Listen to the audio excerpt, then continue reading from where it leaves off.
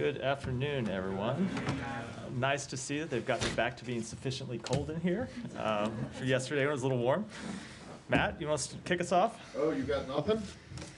I got lots, but you can go first. Go ahead. Why don't you just spill the beans? And, About which particular bean would you like me to discuss today? Well, let's start with, where do we start? Ukraine or Lebanon? Let's start with the Middle East.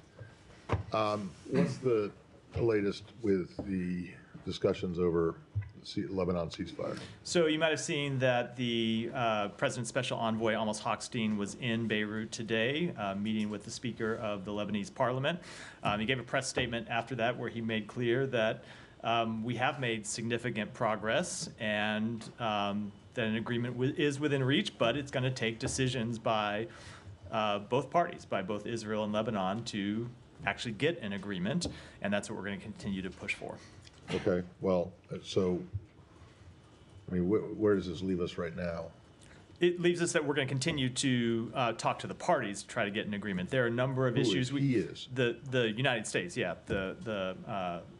Amos, the special envoy, is the lead negotiator, but then the president has been involved at various times. The secretary has been involved at various times. And it'll continue to be an across the government focus to try and reach a diplomatic resolution, because it's critical to getting people back to their homes on both sides of the blue line. Okay, and the main goal of this proposal is essentially the basic framework of what you guys in the French had laid out at the end of September, which is obviously a ceasefire, but also full implementation of 1701. It is the full, without getting into the underlying details, which I know you'll understand, given that we're still negotiating this potential resolution.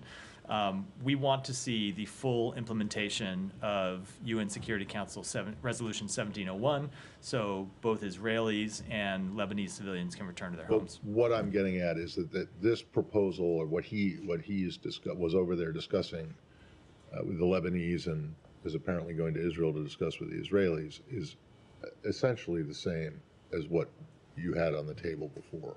Is that correct or no? So I'm going to answer that by saying, obviously, in the course of negotiations, proposals always evolve, because it's a conversation that happens between the relevant parties and us as the mediator. So the proposal that is on the table right now is not identical to the proposal that was on the table 2 weeks ago or 2 months ago.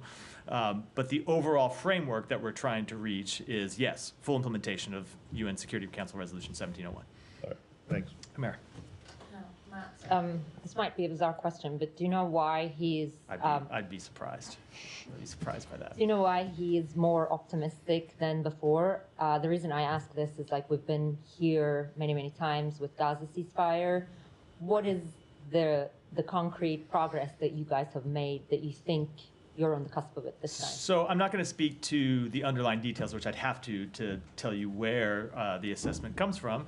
But obviously, when we come out and give you an assessment about where negotiations stand, it's based on our conversations with the parties. And so he can make the kind of statement he made. I can make the kind of statement I made yesterday when I noted that we had made progress, because we are in conversation with the parties, and we can see that we have overcome some of the obstacles to getting a resolution. But there's more to be done, and we need an agreement from the parties, but we are working to accomplish that. We want to get one done as soon as possible. Can you put a timeline at all? No, I can't do that.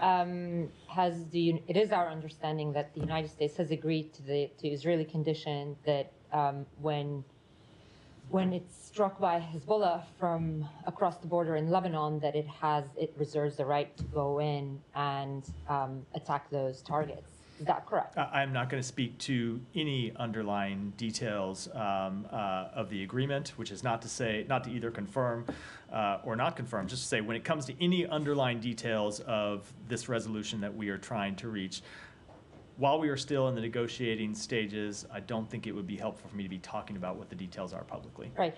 On the civilian harm channel that you guys were discussing and you mentioned in the letter, do you have any updates for us We have scheduled a meeting between senior officials here at the department and senior officials in the Israeli government in early December. It'll be the first meeting of that new channel. And that would take place here or virtually? I'm not going to get into the details of that meeting, but it'll happen in early December. Can you say how senior those Israeli officials and State Department officials? Senior, as we get closer to the date and certainly on the date and after, we'll have a more specific readout of the people that were involved. But at this point, no, I don't want to get into it. A couple of final things. So so we can assume that the channel is set up now, and this is going to be its first meeting. And like, what is your plan about this channel, given that you're saying this meeting is going to happen in December? I suspect then you're going to have maybe a month or so, or like 40 days to, talk to the Israelis about this. What do you intend to achieve during that very limited time? So the purpose of this channel is to inform the ongoing work that the State Department has to do to make assessments about the use of U.S.-provided weapons. That's what we want to do, as well as to gather our own information about what Israel is doing. We get questions from you about specific strikes, and we want to know the answers, both to be responsive to the media and for our own purposes. So it's to gather information about incidents that have been raised that are cause of concern or a cause of question. Now, we take all the information we gather, whether it be from public reporting by the media, whether it be from NGOs, whether it be from the government of Israel or other governments, and feed it into our processes, both our policymaking processes and the judgments that we have to make about potential violations of international humanitarian law.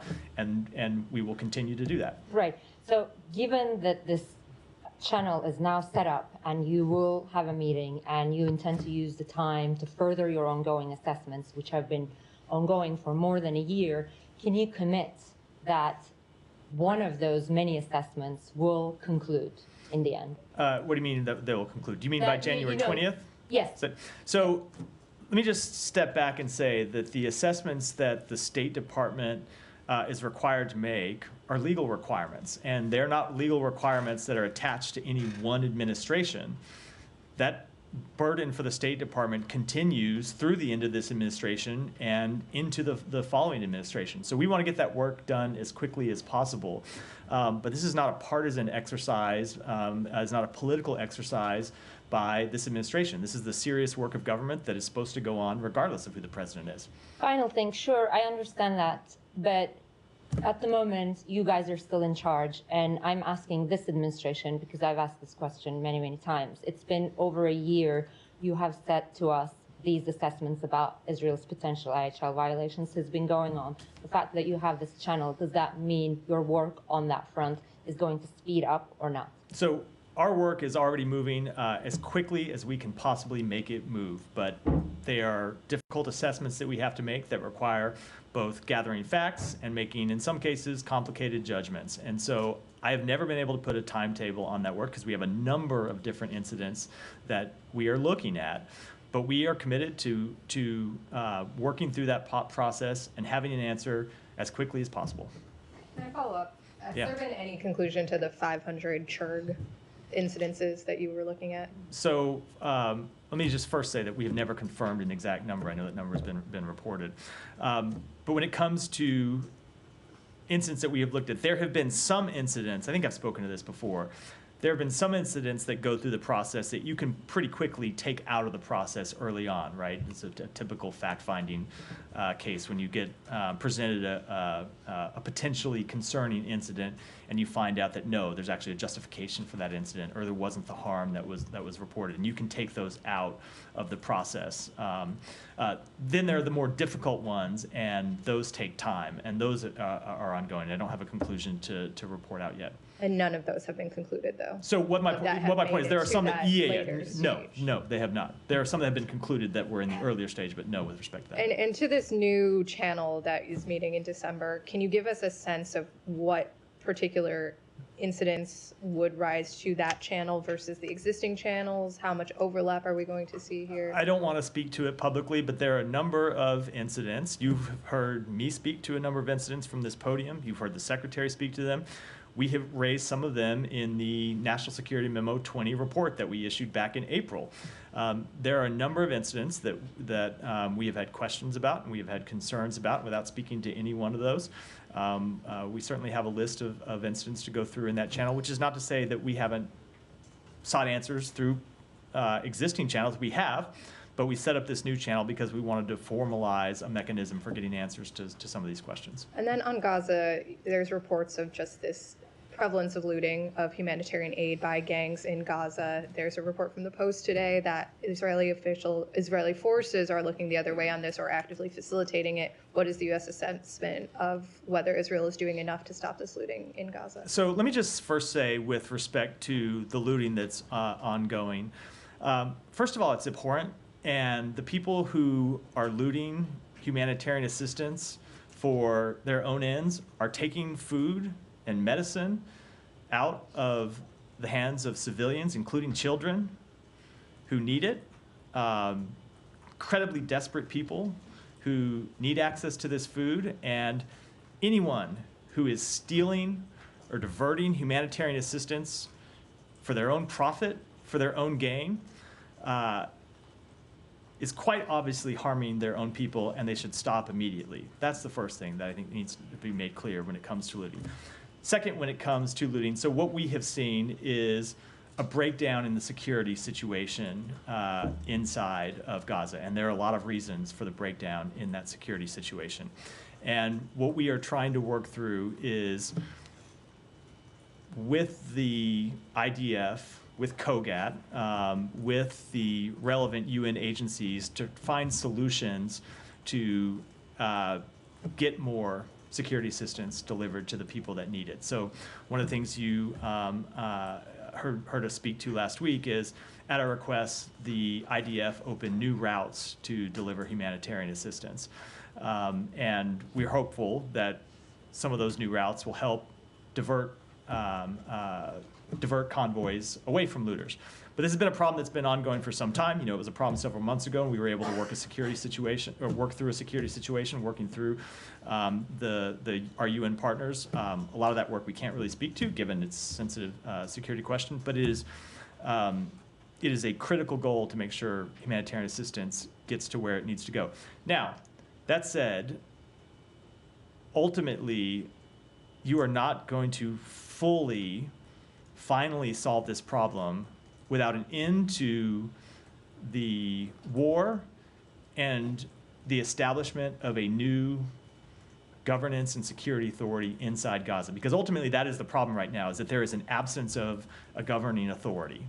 And it's why we continue to work to establish a new governing authority, to make sure that there is someone who, if armed criminal gangs come to loot convoys, that there is someone that can stand up and stop them.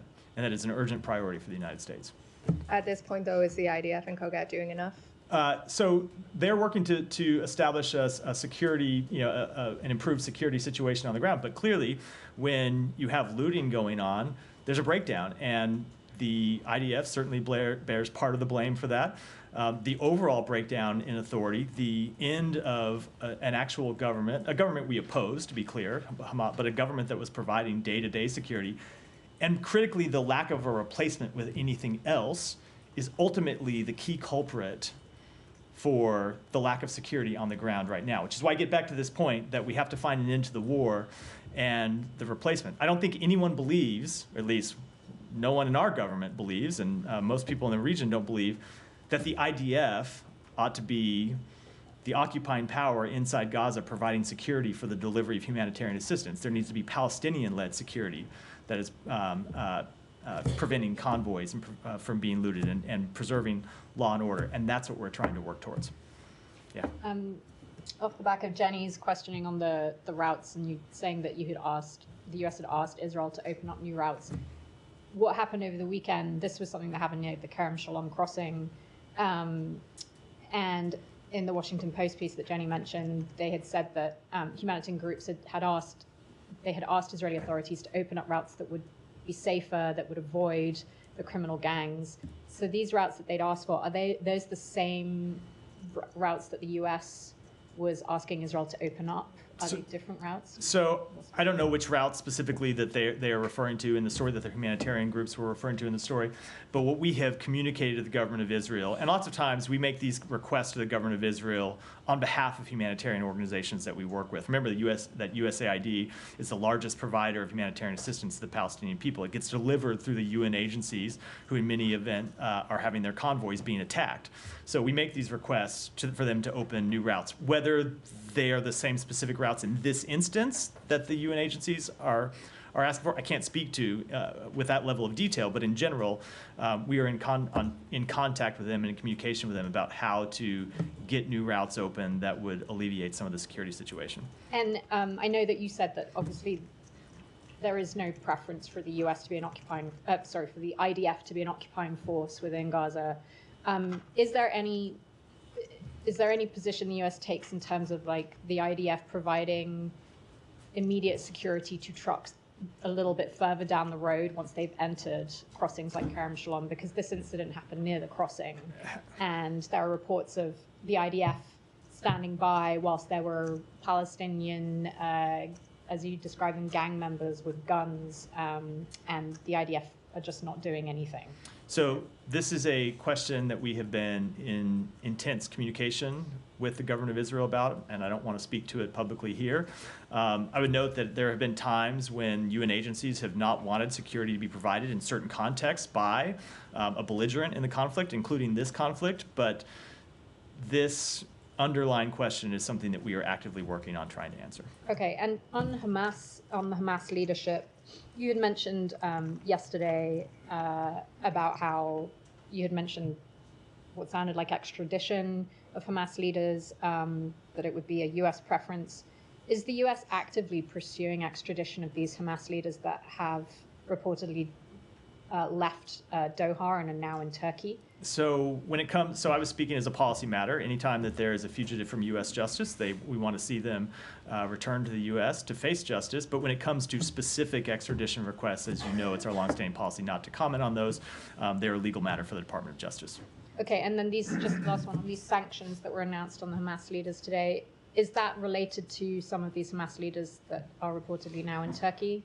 Or just already in the pipeline? I would have to go back and check. I don't know the specific location. These were sanctions that were already in the pipeline well before the. Three of them are apparently in Turkey. So I'd say these are sanctions that were in the pipeline well before the last week. I didn't know that. I don't personally know the exact location of those. But we have sanctioned Hamas leaders that lived in Doha, that lived in Gaza, that lived in relative places around the Middle East. Just to be clear, you're confirming some of these Hamas leaders are now in Turkey? I said I don't know the location of. Okay, so you're not. Confirming their whereabouts. I think she confirmed Yes. the whereabouts of them. No, I'm asking I am you, not. like, No, I very much am not. I can't speak to the location of specific members of Hamas.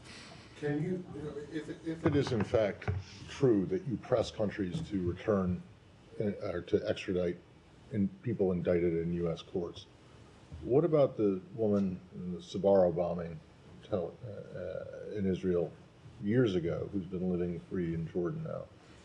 There was long talk of her of efforts to get her extradited, and nothing has ever come of them. So why should these Hamas guys worry if Matt, I'm going to admit you're speaking to a case that predates my tenure, that I have a limited at best factual understanding of it, so I shouldn't speak to it.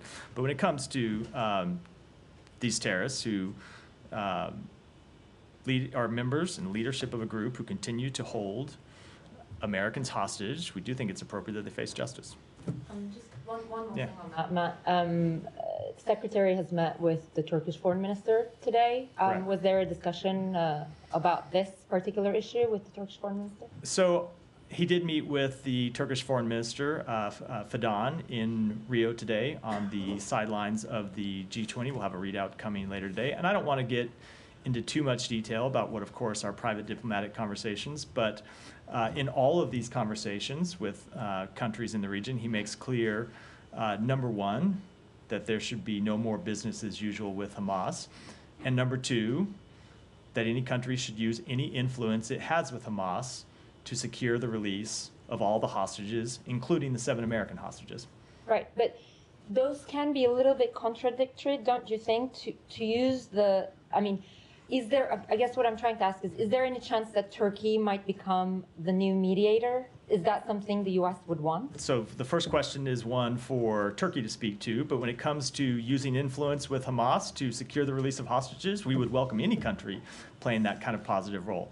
That's what we want to see, but the important thing is that countries step up and use that influence and actually work to try to get these hostages out. And by the way, an important goal of getting the hostages out, not just for their own sake, but for countries who want to see an end to the war. That is one very clear way to end the war. Yeah, there was an Israeli report, by the way, last week that head of Israel's domestic intelligence agency traveled to Turkey and met with Turkish intelligence head. What do you make of that meeting? Could that be in any way related to like Turkey emerging as a mediator? I wouldn't want to speculate. That sounds like a question for those two governments to speak to. Well, you guys are right in me. the middle of it, so it is a question for the United States. I think when it comes to any potential meeting, we would, I would let those two governments speak to it, and certainly what it means in terms of the import of any such meeting. But when it comes to countries that have influence with Hamas, and certainly Turkey is a country that has had influence with Hamas, we want to see all of those countries use that influence to secure the release of all hostages, especially including the 7 Americans who continue to be held hostage. Yeah. Oh, you had your hand up a minute ago. Now you don't. I'm just doing my work down. I get going in order and forget. I had a Ukraine question, but Yeah, of course. we were done No, with we can go. Turkey. We can go. To, yeah, if you want to go to Okay. Ukraine, go to. I wanted to ask about Ukraine firing U.S.-made missiles into Russia. This obviously is a result of the new policy change with the president. Is the State Department kind of concerned about the overturning of the the turnover of the administration impacting this change in Ukraine? And have you seen anything from Russia responding to this? So I don't want to speak to any potential policy changes. It's not something that we have spoken to as of this point. It's not something that we have confirmed.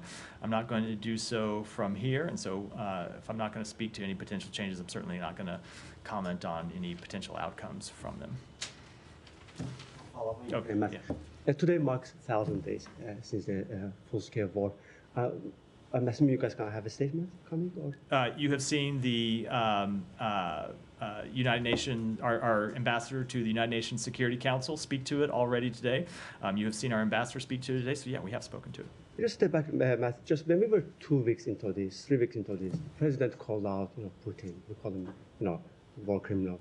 He called his actions, genocide. He even said that he's terrorizing the Ukrainians. I was wondering, given you guys have multiple weeks left, are you considering to seize this momentum and to come up with those policy decisions, such as, designating Russia as the state?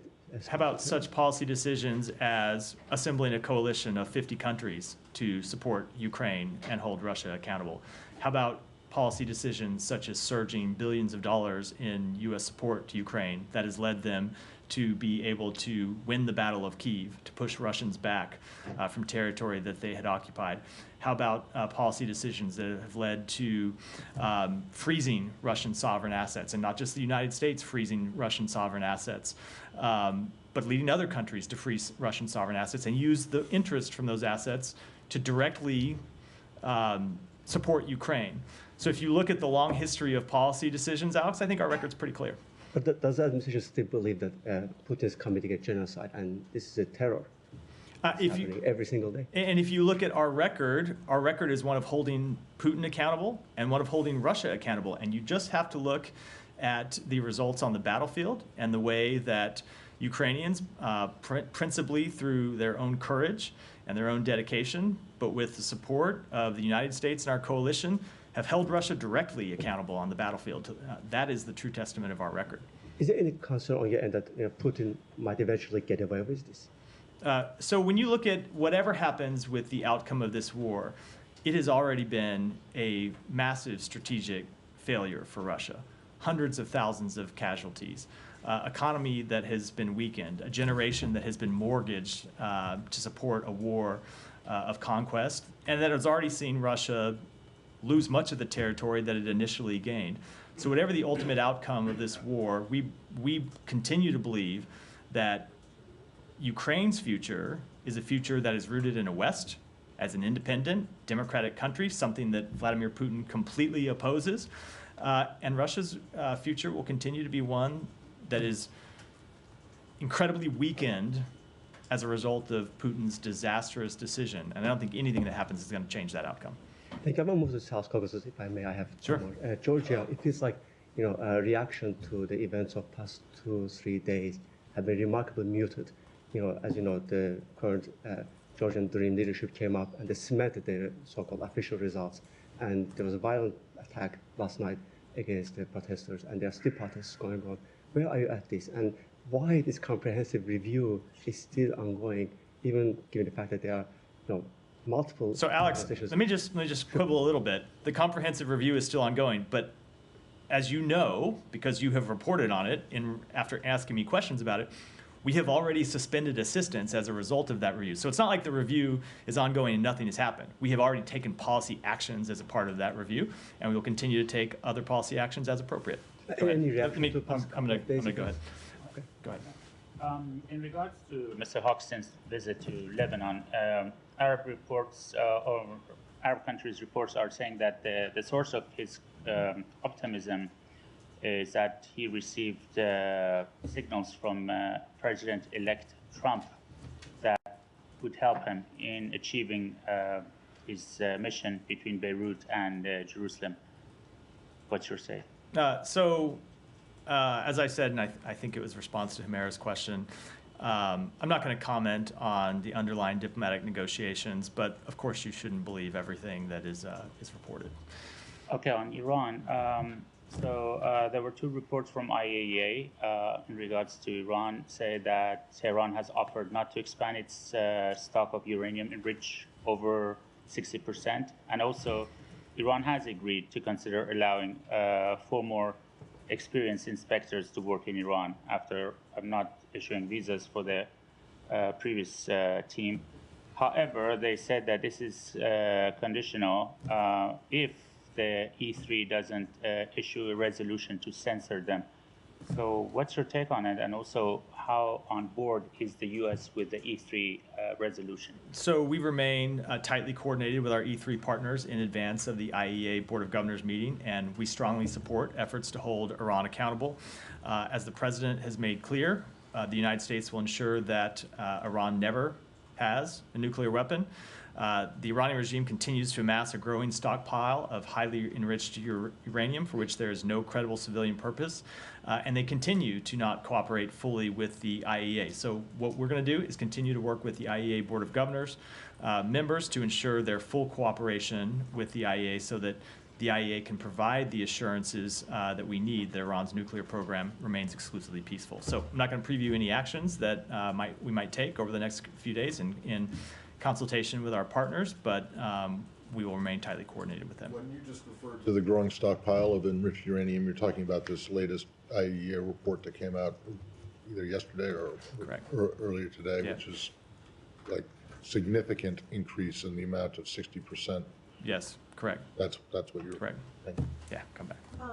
Following up on Ukraine and Russia, Putin lowered the thresholds, announced lowering the threshold for use of nuclear weapons. The timing, of course, comes after Ukraine used American long-range missiles into Russian territory. What do you make of the timing of that announcement, and is the U.S. concerned about nuclear escalation? So I am unfortunately not surprised by the comments the Kremlin has made around the publication of this new revised nuclear doctrine. Since the beginning of its war of aggression against Ukraine, it has sought to coerce and intimidate both Ukraine and other countries around the world through irresponsible nuclear rhetoric and behavior. Despite what Russia says, neither the United States nor NATO pose any threat to Russia. Russia's irresponsible and bellicose rhetoric will not do anything to improve Russia's security.